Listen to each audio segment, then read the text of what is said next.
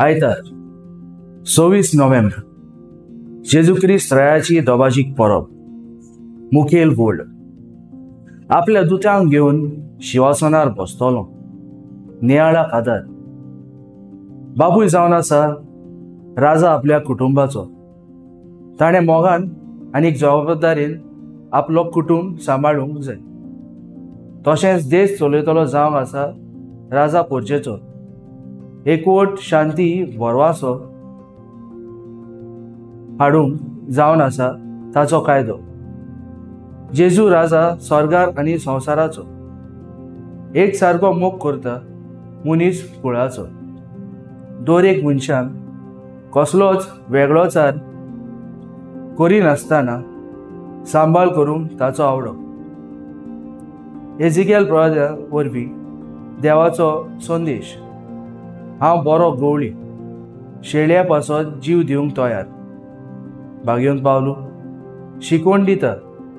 राज आपल्या बापाच्या आदीन करतलो शुभ वर्तमानांत जेजू आपल्या रायपणांत येतलो तेन्ना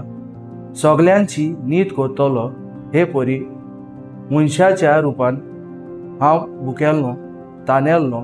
विंगडो आसलो मणगणीन आसलो वाटसूर जाल्लो पिडेंत कोश्टवतालो तेन्ना तुमी केलें तें म्हाका केलें स्वर्गीच्या राजांत भितर सरात आनी बापाचो मोग आनी दया अणभवात जेजू बरो गवळी